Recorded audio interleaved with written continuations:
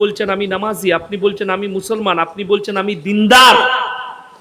কি করে নিজেকে প্রকাশ করছেন? বেঈমান কাফেররা আপনার মাথায় চেপে বসেছে। আপনারা জানেন পৃথিবীর সবথেকে বৃহত্তম দুটো ধর্ম, এক নম্বর ধর্ম, সবথেকে বড় ধর্ম হচ্ছে খ্রিস্টান। কোন ধর্ম বললাম? কথা বলে না? খ্রিস্টান। দ্বিতীয় সবথেকে বৃহত্তম ধর্মের নাম হচ্ছে ইসলাম। সবথেকে বেশি পৃথিবীতে খ্রিস্টান ধর্ম অবলম্বী মানুষ আছে, আর দ্বিতীয় নম্বরে আছে মুসলমান। 250 কোটি পৃথিবীতে মুসলমান আছে, গোটা পৃথিবী জুড়ে। তার মধ্যে 48টা খালি ইসলামী রাষ্ট্র আছে যাদের কাছে শাসন ক্ষমতা আছে। আপনি ভাবতে পারেন। আর পৃথিবীতে ইহুদি আছে মাত্র 90 লাখ। কত বললাম? 90 লাখ। আপনি ভেবে দেখুন, 90 লাখ বেশি না 240 250 কোটি বেশি?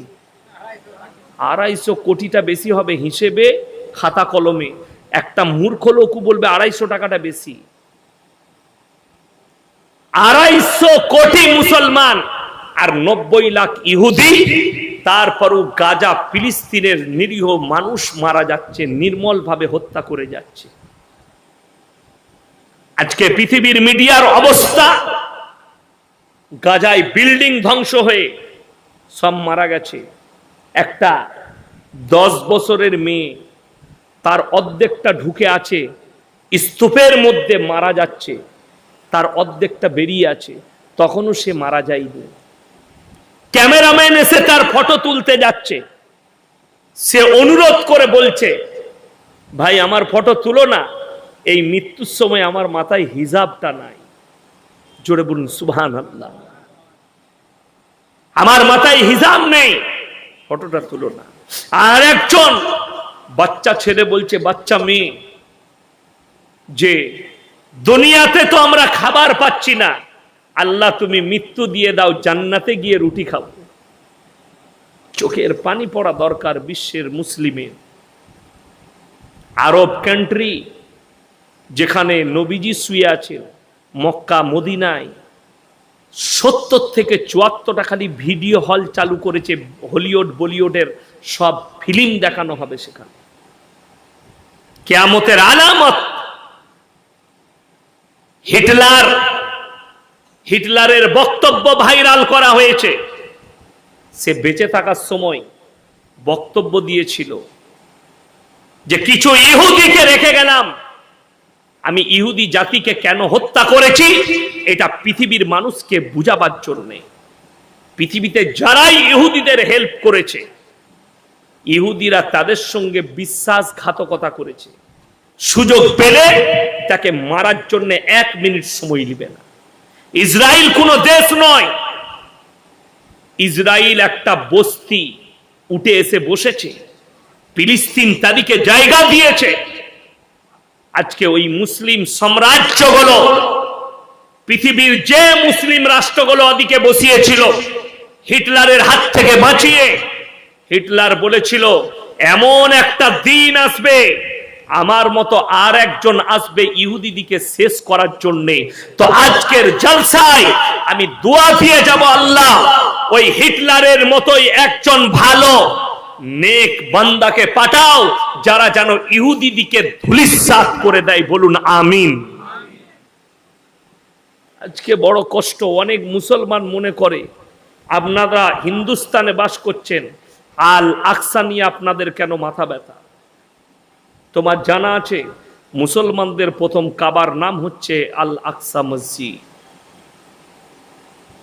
আল্লাহর হাবিব সাল্লাল্লাহু আলাইহি সাল্লামকে ইমামুল আম্বিয়া বলা হয়, ঠিক কি না? কথা বলেন। এরপর কেউ যদি থাকে আলেম ছাড়া, ইমামরা ছাড়া, আপনারা কেউ ব্যাখ্যা দিয়ে বুঝান তো কেন ইমামুল আম্বিয়া হলেন? নবীজি যখন দুনিয়াতে ছিলেন আর একটাও নবী পয়গম্বর বেঁচে ছিলেন? এই ইমামুল আম্বিয়ার অর্থ হচ্ছে সমস্ত নবীদের ইমাম, ঠিক কি না? তাহলে ইমামতি করতে হবে তিনাদের পেছনে, তিনাদের সামনে। সেইটাও আমার নবীজি করেছেন। সুবহানাল্লাযী আসরা বিআবদিহি লাইলাম মিনাল মসজিদিল হারাম ইলাল মসজিদিল আকসাল্লাযী বারাকনা হাওলাহু লিনুরিয়াহু মিন আয়াতিনা ইন্নাহু হুয়াস সামিউল বাসীর। আল্লাহর হাবিবকে জিবরিল আমিন পেছন থেকে তুলে মসজিদে হারাম থেকে মসজিদে আকসা, গোল্ডেন কালারের যে গম্বুজটা দেখতে পাচ্ছি আমরা, দেখতে পান না ফটোতে, ক্যালেন্ডারে থাকে, মোবাইলে দেখা যায়, আল আকসাই গোল্ডেন কালারের গম্বুজ, ওইটা আসল আল আকসা মসজিদ নয়। ব্ল্যাক কালারের মসজিদটা, গম্বুজটা, ওটাই আসল মসজিদ। ইহুদিরা পৃথিবীর কাছে আসল মসজিদটা গোপন করতে চাইছে, যেটা আল্লাহ হযরতে সুলাইমান আলাইহিস সালাতু ওয়াস সালামের হাত দ্বারা তৈরি করিয়েছিলেন জিন জাতির দ্বারা। সেই মসজিদকে গোপন করা হচ্ছে। এই যে গোল্ডেন কালারের গম্বুজটা দেখছেন, ওই টেম্পলটা যেখানে রাসূল আকরাম সাল্লাল্লাহু আলাইহি ওয়াসাল্লাম পা রেখে বোরাকের উপরে চেপেছিলেন। আর রিওয়ায়েতে আছে আল আকসা মসজিদে যখন নবীজি পৌঁছালেন তখন তিনি 2 রাকাত নামাজ পড়লেন। আর নবীজি হলেন ইমাম, আর পৃথিবীর সমস্ত পয়গম্বররা হলেন নবীজির পেছনে মুক্তাদি। জোরে একবার বলুন সুবহানাল্লাহ। ওই জন্য নবীর লাকাবে লাগলো ইমামুল আম্বিয়া। সমস্ত নবীরা আল আকসা মসজিদে নবীজির পেছনে নামাজ পড়েছেন ওই মেরাজের রাত্রিতে। এটাই হচ্ছে ইতিহাস। কোরআনের এই আয়াত যতদিন রহিত, কোরআন যতদিন থেকে যাবে কিয়ামতের সকাল পর্যন্ত, মুসলমানের সঙ্গে আল আকসার সম্পর্ক ততদিন পর্যন্ত। যারা মনে মনে ভাবছেন আল্লাহ কিয়ামত করবেন, অনেক বয়ান শুনেছেন যে মুসলমান দিকে পশ্চিম দিকে নিয়ে যাওয়া হবে, পৃথিবীর মানুষ সব পশ্চিম দিকে যাবে না। আল্লাহ কিয়ামতের ময়দান করবেন, ওই আল আকসাটাকে ফিলিস্তিনটাই হবে কিয়ামতের ময়দান। না